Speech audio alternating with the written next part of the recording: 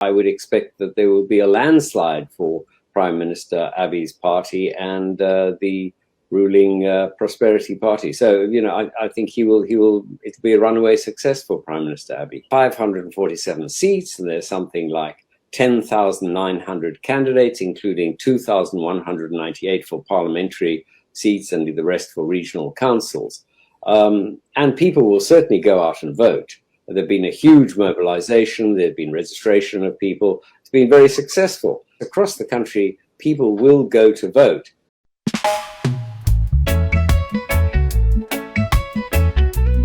ይህ አብሪ ሚዲያ ነው። አብሪ ሚዲያ አንድነትና ፍቅርን በማጎልበት ሰላምና እድገትን በማስፈን ረገድ የበኩሉን አስተዋጽኦ ለማበርከት የሚሰራ ሚዲያ ነው። አብሪ ብሩህ ዘመንን አብሳሪ። አብሪ ሚዲያን ሰብስክራይብ፣ ሼር ያድርጉ።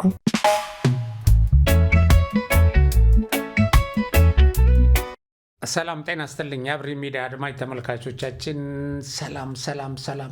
የምርጫ መዝገባችን ዝግጅቱና የመሳሰሉት ከምርጫ ጋር የተያያዙ ሁኔታዎች በጥሩ ሁኔታ እየሄዱ ናቸው። ይሄ ደግሞ ምርጫው እንዳይሳካ ከተፈጠሩ መሰናክሎች፣ ከተዘረጉ ወጥመዶች፣ ከተሴሩ ሴራዎች አንጻር ሲታይ ያንን አሸንፈን መውጣታችን በእጅጉ የሚያስገርም ነው። አሸንፎ ወጥቶ ምዝገባ ማድረግ ብቻ አይደለም፣ የተመዘገበው ህዝብ ቁጥር በብዙ ወገኖች እየተደነቀ ነው። በመጪው ሰኞ በኢትዮጵያ ከ54 ሚሊዮን 57861 በላይ ዜጎች ድምፃቸውን ለመስጠት ወደ ምርጫ ጣቢያዎች ያመራሉ።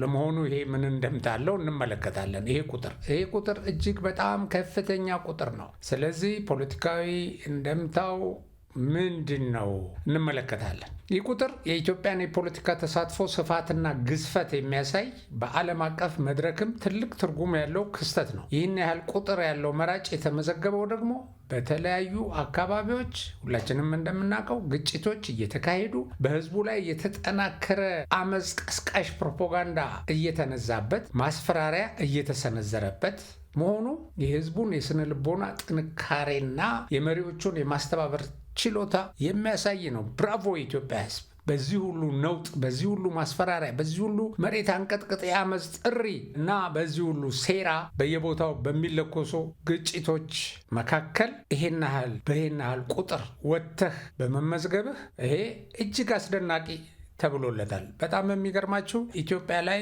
ፕሮፓጋንዳ ሲሰራ፣ ፍራሽ ፕሮፓጋንዳ ማለት ነው፣ ሲሰራ የቆየውና አፍቃሪ ወያኔ የሚባለው ቢቢሲው ጋዜጠኛ ይህንን አስመልክቶ ይህንን ሞቢላይዜሽን ሳይወድ በግድ አፕሪሼት አድርጎታል እና እንደው እናዳምጠው። I would expect that there will be a landslide for Prime Minister Abiy's party and the ruling Prosperity Party. So, I think it'll be a runaway success for Prime Minister Abiy. 547 seats, and there's something like 10,900 candidates, including 2,198 for parliamentary seats and the rest for regional councils.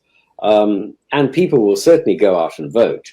There's been a huge mobilization. There's been registration of people. It's been very successful. Across the country, people will go to vote. ከሷፍ ነው ይሄ ወጣው። ኦኬ። እና ለመሆኑ እንደው እኛስ 54 ሚሊዮን ቁጥር ያው ከ54 ሚሊዮን በላይ ነው። ምን ማለት ነው ግን ለምርጫ ይሄን ያህል ቁጥር መመዝገቡ ብለን እንደው ግዝፈቱን ለማነጻጸርና ግዝፈቱን መሰረት አድርገን ደግሞ ስኬቱን እንድናየው ይህ ቁጥር በዓለም ካርታ ላይ ካሉት ታዋቂና ስመጥር ሀገራት አጠቃላይ የህዝብ ብዛት ጋር ስናነጻጽረው ነው ቁጥሩ ምን ያህል ግዙፍ እንደሆነ መረዳት የምንችለው። እንግዲህ የኢትዮጵያ መራጮች ቁጥር ብቻቸውን እንደ ደቡብ ኮሪያ 51 ሚሊዮን፣ የደቡብ ኮሪያ ህዝብ 51 ሚሊዮን ነው። ኦኬ። እና የደቡብ ኮሪያ ህዝብ ተመዘገበ ማለት ነው በእኛ ሀገር በዚህ መጠን ያለ። አርጀንቲና 45 ሚሊዮን፣ ይህንን የሚበልጥ ነው። ዩክሬን ከ35 እስከ 40 ሚሊዮን፣ ካናዳ 38 ሚሊዮን፣ ሳውዲ አረቢያ 34 ሚሊዮን እና አውስትራሊያ 28 ሚሊዮን ካሉ የዓለማችን እውቅ ሀገራት የህዝብ ብዛት በእጅጉ ይበልጣል እኛ ሀገር ለምርጫ የተመዘገበው ህዝብ ቁጥር። ወደ አፍሪካ ደግሞ አምጥተን ብናየው እንግዲህ ኬንያን ጨምሮ እንደ ሱዳን፣ አልጄሪያ፣ ሞሮኮ፣ አንጎላ እና ኡጋንዳ ያሉ ሀገራት አጠቃላይ ነዋሪዎቻቸው እንኳን ከኢትዮጵያ መራጮች ቁጥር በታች ናቸው እነዚህ ሀገራት ተደምረው ማለት ነው። አሁን ብዙዎች እዛ ኡጋንዳ ሆናቸው ነው ይህንን ምርጫ ምዝገባ ምናምን የህዝቡን ዝግጅት የምታጣጥሉትና እዛ እናንተ በስደት ከምትኖሩት አገር ከሌሎች 4 እና 5 ሀገራት ጋር ተደምሮ ካለው ቁጥር በላይ ነው ኢትዮጵያ ውስጥ ለምርጫ የተመዘገበው። ትልቁ ማሳያ ደግሞ ዓለም አቀፍ የህዝብ ቆጠራ መረጃዎች እንደሚያሳዩት በዓለማችን ላይ ከሚገኙ 200 ገደማ ሀገራት ውስጥ ከ150 በላይ የሚሆኑት 75% በላይ ሀገራት እያንዳንዳቸው ያላቸው ጠቅላላ የህዝብ ብዛት ከ54 ሚሊዮን ያነሰ ነው። አይገርምም? ይህ እውነታ የሚያሳየው እንግዲህ የኢትዮጵያን የህዝብ ቁጥር እድገት ብቻ ሳይሆን የምታስተናግደው የምርጫ ሂደት ምን ያህል ግዙፍ የሎጂስቲክስ የጸጥታና የዲሞክራሲ አስተዳደር አቅም የሚጠይቅ መሆኑን ነው። እናም በመጪው ሰኞ በኢትዮጵያ የምርጫ ካርድ ይዘው መስመር የሚይዙት ወይም የሚሰለፉት መራጮች ብቻቸውን ከአብዛኞቹ የዓለም ሀገራት ጠቅላላ ህዝብ በላይ ቁጥር ያላቸው ናቸው። እናም የሚሰጠው እያንዳንዱ ድምፅ ከሀገራዊ ፋይዳው ባሻገር በዓለም አቀፍ ደረጃ በቁጥርም ሆነ በይዘት ትልቅ ክብደትና ታሪካዊ ትርጉም ያለው መሆኑ የማይታበል እውነታ ነው ብሎ የጻፈው አዝመራ ሞሴ ነው። እና ይሄ 7ኛው አገራዊ ምርጫ በስኬት እንዲጠናቀቅ በብዙ መሰናክል ውስጥ ነው የተካሄደው። እንደምታውቁት በብዙ መሰናክል ውስጥ ይሄን ምርጫ ለማደናቀፍ የአመፅ ጥሪ ተደርጓል። ባይዘው በቃ ኢትዮጵያና መንግስቷ ላይ ጦርነት ታውጆባቸዋል። ጦርነት በዲፕሎማሲ፣ በፕሮፓጋንዳ፣ በወታደራዊ፣ በፖለቲካዊ መስክ ጦርነት ታውጆብናል። ጦርነት ያወጁብን እንትኖች ኃይሎች ደግሞ ታሪካዊ የኢትዮጵያ ጠላቶች ናቸው። ይሄ የነሱን ፍርፋሪ ወስዶ ተቀጥሮ የሚለፈልፈው ያው የነሱ ሰራዊት ነው። ይሄ በዚህ የሚዋጋው ጦር የሚሰብቀው ምን የሚለው እንግዲህ ከቲፒኤልኤፍ የፕሪቶሪያን ስምምነት አፍርሻለሁና ወደ ጦርነት እገባለሁ ብሎ መንግስትን ናና ውጋኝ ብሎ ጎትቶ ወደ ጦርነት ለማስገባት በዚህ በምርጫ ዝግጅት ወቅት ልባርኩ ከሱ ሴራ ቀጥሎ ደግሞ ያው በየቦታው ሸኔው፣ ፋኖ፣ ቤንሻንጉል ምናምን የሚባለው ሁሉ ውጊያ ከፍቷል። ሰው እየገደሉ ሰላም የለም ለማስባል መኪና እያስቆሙ በጣም በርካታ ነገሮች በሀገራችን ይሄ ከለውጡ ጀምሮ ከዛም በፊት ወያኔ ሲያደርገው የነበረ ነው። ይሄ ገሎ መጮህ፣ ገሎ መንግስት መምራት አልቻለም፣ ገሎ መንግስት ነው የገደለው የሚባል ነገር ሲሰራ ኖሯል ኢትዮጵያ ውስጥ ይሄ ምርጫ ለማደናቀፍ። እንደምታውቁት በአርሲ በዚህ በተለያዩ የኦሮሚያ ክፍሎች፣ በአማራ ክልል እንደዚህ እየተደረገ አፋር ውስጥ እንደገና ደግሞ በህዝቦች መካከል በጎረቤት ህዝቦች በድንበር ተጋሪ ህዝብ መካከል ግጭት እየተቀሰቀሰ ብዙ ሙከራ ተደርጓል። ያን አልፎ ነው ይህንን ምዝገባ ያካሄደውና ይህንን ያስተባበሩ ኃይሎች በጣም ይደነቃሉ። ማርቲን ፕላውት እንዳለው ይሄ ሞቢላይዝ ማድረጋቸው የአብይ መንግስትና ገዢው ብልጽግና ሊደነቁ ይገባቸዋል። አዎ ሊደነቁ ይገባቸዋል። ይሄ ሞቢላይዝ ያደረገው ተቃዋሚ ነው ማለት አይደለም። እውነት ለመናገር እንደገና የጸጥታ ኃይሉ ደግሞ ህዝቡ የጸጥታ ስጋት ሳይኖረው ይሄን ነገር እንዲያካሄድ አድርጎ ነው። እንግዲህ ከዚህ ጋር የተመዝጋቢዎቹ ቁጥር ያው 54 ሚሊዮን 57861 ነው። የሚወዳደሩ የፖለቲካ ፓርቲዎች 42 ናቸው። አሳታፊ አይደለም ትላለህ እንዴ? 42 ፓርቲ እኮ በጣም የሚዘገንን ነው ቁጥሩ። በሌላው ዓለም እንደዚህ አይነት ቁጥር ያለው ፓርቲ አይወዳደርም። ግን 42 ፓርቲ ተመዝግቦ እየተወዳደረ ውጡ፣ ቁጭ በሉ፣ ተቀመጡ፣ አፈግፍጉ፣ አትሳተፉ፣ አትግቡ፣ ለመንግስት እውቅና መስጠት ነው፣ አስቻይ ሁኔታ የለም፣ ለህይወታቸው አደገኛ ነው፣ ብትወዳደሩ እንገላቸዋል። ይሄ ሁሉ እየተደረገ 42 ፓርቲዎች ይወዳደራሉ በነገው ዕለት። አይገርምም? እነዚህ 42 ፓርቲዎች ደግሞ ስንት እጩ ነው ያቀረቡት? እንግዲህ ምርጫ ቦርድ እንደገለጸው 10438 ተወዳዳሪ እጩዎች አሉ በኢትዮጵያ ውስጥ። በጣም ብዙ ነው። የግል እጩዎች ደግሞ አሉ ለብቻ 80። እነዚህ 10438 የተለያዩ ፓርቲዎችን ወክለው ነው። የግል እጩዎች 80 አሉ። እንግዲህ ይህንን ምርጫ ደግሞ የሚታዘቡ የተለያዩ ተቋማት አሉ። የአፍሪካ ህብረት የታዛቢዎች ቡድን አለ። የሲቪል ማህበረሰብ ድርጅት ታዛቢዎች አለ። የአፍሪካ ህብረት 59 ታዛቢዎች መድቧል። ሲቪል ማህበረሰብ ድርጅት 55 ታዛቢዎች አሉት። የኢጋድ ታዛቢዎች ደግሞ 26 ናቸው። ሌላው እንግዲህ ይህንን ምርጫ ለመዘገብ የተመዘገቡ ሚዲያዎች ደግሞ 68 ናቸው። ከነዚህ ውስጥ 56ቱ የሀገር ውስጥ ሲሆኑ 12ቱ የውጭ ሀገር ሚዲያዎች ናቸው። እንግዲህ መንግስት ይሄንን ምርጫ ነፃና ዲሞክራሲያዊ ለማድረግ እነዚህን ሁሉ ነገሮች አመቻችቷል። አሁን አንዳንዶች እየተነሱ የምርጫ ውጤት አስቀድሞ ታውቋል፣ እንደዚህ የምርጫ ውጤት አስቀድሞ መታወቅ ዲሞክራሲያዊ ያለመሆኑን አይደለም የሚያሳየው። ያሸንፋል ተብሎ የሚገመተው ፓርቲ በህዝብ ዘንድ ያለውን ተቀባይነት፣ የሰራቸው ስራዎች በህዝቡ ዘንድ የፈጠሩት ስሜት እና የመሳሰሉት ናቸው። በተግባር አሳይቶ ማለት ነው። ፕሮግራም አለው፣ ራዕይ ያለው ያ ብልጽግና ፓርቲ ነው። እንደውም ብልጽግና አሁን ሌሎቹ እንዲያሸንፉ ሲል አንዳንድ የመወዳደሪያ ቦታዎች ላይ ተወዳዳሪ ሁሉ አልመደበም። በቃ ምክር ቤት ውስጥ የተለያዩ ኃይሎች ወይም የተለያዩ አመለካከት ያላቸው ፓርቲዎች እንዲገቡ ማለት ነው። ስለዚህ ይሄ ዲሞክራሲያዊ ሂደቱን ለማዳበር የተሰራ ስራ ነው። እንግዲህ 8 ዓመት ሙሉ እየሰራ ያለውን አገር እያስተዳደረ ያለውን መንግስት ፓርቲ ስታጣጥል ስታወግዝ ኖረህ የራስህን ፕሮግራም ሳትቀርጽ ማንፌስቶ ሳታረቅ ይሄን ደግሞ ለህዝብ ሳታሳውቅ ቆይተህ አሁን ምርጫም ሲደርስ የምርጫ ቅስቀሳ ላይ መሳደብ፣ በስራ ላይ ያለው ፓርቲ የሰራውን ስራ ማውገዝ የመሳሰሉት እንዴት አድርገው እንድትመረጥ ያደርጉሃል። ይሄ የታወቀ ነው፣ ግልጽ ነው። እንደገና 54 ሚሊዮን በላይ ህዝብ ሞቢላይዝ ያደረገው እኮ ገዢው ፓርቲ ነው በአብዛኛው። ምን ማለት ነው? ይሄ በጣም ግልጽ ነው። ስለዚህ ጠንክሮ ፕሮግራም ይዞ ፕሮግራምን አስተዋውቆ በፕሮግራም ህዝብን ለመማረክ ጥረት አድርጎ ለመወዳደር መሞከር ያስፈልጋል። አሁን ከዚህ በኋላ እንደ ምርጫ 97 ምርጫ ተጭበርብሯል፣ እኔ ድምፅ ተወስዶብኛል ማለት የሚቻልበት ሁኔታ በፍጹም የለም። በፍጹም ማን ነው የሚያምንህ? ማን ያምናል? አሁን ያኔ በምርጫ 97 ቅንጅት የነበሩት ተከታዮች በገዢው ፓርቲ በፈጸመው ግፍና በደል በተጻራሪነት የቆመ ህዝብ ከዳር ዳር ተንቀሳቅሶ ስሜቱን ታውቀው ነበር ያን ጊዜ እና ቢጠይቁም ተገቢ ነው፣ ተጭበርብሯል በግልጽ የሚታይ ስለነበረ ማለት ነው። ስለዚህ አሁን በይሁንታ ሰጥቶ እንድትሳተፍ ካላደረገ በስተቀር ገዢውን ፓርቲ አሸንፋለሁ እና ድምፅ ይቆጠርልኝ የምትልበት ሁኔታ አይደለም። በጣም ልዩነቱ ከፍ ያለ ነው የሚሆነው ወደ ምርጫም ሲገባ። ይህን እውነት አስቀድሞ መቀበል በጣም ያስፈልጋል። እንግዲህ ከምርጫ ታዛቢዎች ውስጥ የቀድሞው የኬንያ ፕሬዝዳንት እና የአፍሪካ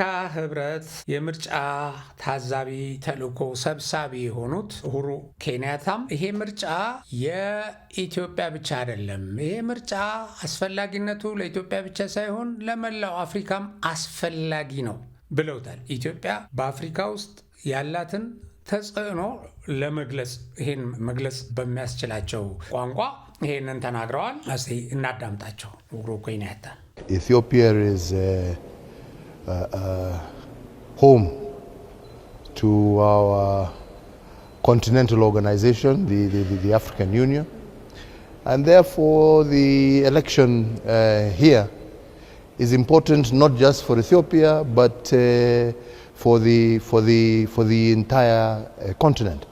So therefore we are very happy to be here, to be amongst our brothers and sisters, and to witness the voting that shall take place on Monday. And ours is really just to call for a peaceful situation, as Ethiopians are known for, and for people to wisely make their choice, so that Ethiopia can continue to grow from strength to strength. ኦኬ እንግዲህ እውነት ነው። ሌላው እንግዲህ ይሄ ምርጫ በመጨረሻው ደቂቃ ብዙ ቅስቀሳ ተደርጎ ሰው እንዳይመዘገብ ሲደረግ፣ ማስፈራሪያ ሲደረግ፣ ቦምብ እንጥላለን፣ እንገላለን፣ ረሽናለን ሲባል ተከርሞ በኦሮሚያም አማራም ክልል ያሉ ነውጠኞች ህዝቡ ተመዝግቦ እንደገና ድጋፉን በአደባባይ ወጥቶ መግለጹ ስላስፈራቸው ብዙ ቁጥር ያለው ህዝብ ወጥቶ እንደሚመርጥ ሲያረጋግጡ ማንን እንደሚመርጥ ደግሞ ሲገባቸው መንገድ እንዘጋለን፣ እንገላለን፣ እናስጠነቅቃለን፣ በዚህ ምርጫ መሳተፍ ወንጀል ነው። ሸኔም በዚህ በኩል መግለጫ አውጥተው ነበረ፣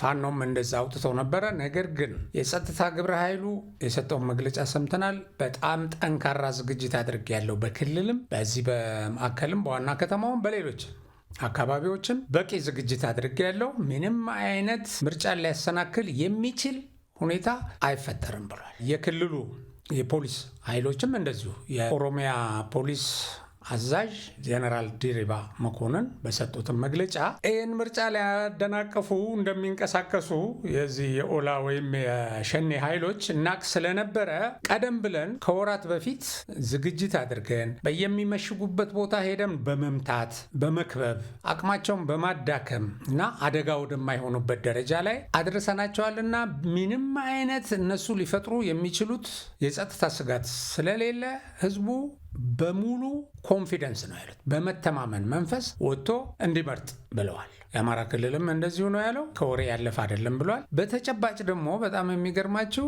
በዚህ አሁን እነሱ መንገድ እንዘጋለን፣ ምርጫውን እናደናቅፋለን ብለው ለቀጣሪዎቻቸው ቃል እየገቡ ህዝቡን ደግሞ ለማስፈራራት እዚህም እዚያም ፕሮፓጋንዳ በሚነፉበት ሰዓት በጣም በርካቶች ወደ ሰላም እየመጡ ነው። የታጣቂው ቡድን ተዋጊዎች አመራሮች እና ተራ ተዋጊዎች ጭምር ማለት ነው። በተለያየ ደረጃ ያሉ አመራሮች እና እነዚህ ምንድነው ያሉት? እኛ እንኳን መንገድ ልንዘጋ አሁን የነበርንበት ይዞታ ሁሉ እየጠበበብን መጥቶ አሁን መሸሸጊያ ሁሉ አተናል። ስለዚህ ራሳችንን ለመከላከል በየቦታው ከመሮጥ እና ጉድባ ለጉድባ ከመዞር ውጪ እንደዚህ አይነት ተደራይተን በአንድ አመራር ስር ሆነን የሆነ ተጽዕኖ ልንፈጥር የምንችልበት ሁኔታ የለም ብለዋል። ያው እዚህ በምርኮ የመጡት ሰዎች ናቸው ይሄንን ያሉት። ሰላማዊ መንገድ ነፍሳቸውን ለማትረፍ እጃቸውን የሰጡ ናቸው እንደዚህ ያሉት ታጣቂዎች። አንደኛው ይሄ ነው። በሌላ በኩል ደግሞ በጣም በሚገርም ሁኔታ በተለያየ ቦታ መሽገው የነበሩ ኃይሎችንና ይሄንን አካባቢ በማወክ ምርጫው በሰላም እንዳይካሄድ ሊያደርጉ ይችላሉ ተብሎ በመረጃ የተደረሰባቸውን በሙሉ በማሳደድ ሰራዊቱ ሲመታቸው ነው የከረመው እና ሲመታቸው ነው የከረመው። አሁን የተወሰኑ በጣም ጥቂት ቦታዎች ላይ ተሸጉጠው እነሱም ከምርጫ በኋላ ዋጋቸውን ያገኛሉ። ከሚገኙ በስተቀር ወጥተው አደጋ ሊፈጥሩ የሚችሉ ነፍሳቸውን ለማዳን ነው በአሁኑ ሰዓት እየተሯሯጡ ያሉት። በዚህ ምክንያት እነሱ የመሸጉበት የተወሰነ አካባቢ ላይ ያው ምርጫ አይካሄድም ተብሏል። አስቻይ ሁኔታ የለም ተብሎ በመገለጹ ማለት ነው። ይሄ ማለት ግን ሌላ ጊዜ አይመርጡም ማለት አይደለም። ሌላ ጊዜ ይመርጣሉ ብለዋል የምርጫ ቦርድ ሰብሳቢዋ። ሌላ ጊዜ መከላከያ እዛ የተወሸክበት ሄዶ ሲመታ እዛም ምርጫ ይካሄዳል፣ ማሟያ ምርጫ። ስለዚህ በዚህ ሁኔታ በብዙ አስቸጋሪ ሁኔታዎች ውስጥ አልፎ ግን በጣም የማይጠበቅ ቁጥር ያለው ዜጋ ለምርጫ ተመዝግቧል እና በጣም ነው የሚገርመው ይሄ። ስለዚህ ውጤቱም ኢትዮጵያን የሚመራው ኃይል ዋስትና እንዲያገኝና በቀጣይ በጣም በርካታ ስራዎችን እንዲሰራልን የባህር በር ከማስገኘት በተጨማሪ ባይዘው ከዚህ ምርጫ ውጤቱ እንደታወቀ ወደ ባህር በራችን ትኩረት እናደርጋለን። የባህር በራችንን በእጃችን እናስገባለን። ያው በዚሁ የዛሬ ፕሮግራሜን አጠናቅቃለሁ። ሰላም ለኢትዮጵያ፣ ብልጽግና፣ እድገት፣ ከፍታ ለሀገራችን። በሌላ ፕሮግራም እስከምንገናኝ አብሪ ሚዲያን ሰብስክራይብ፣ ሼር፣ ላይክ አድርጉ። ሰላም።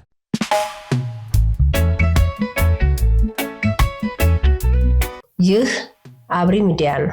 አብሪ ሚዲያ አንድነትና ፍቅርን በማጎልበት ሰላምና እድገትን በማስፈን ረገድ የበኩሉን አስተዋጽኦ ለማበርከት የሚሰራ ሚዲያ ነው።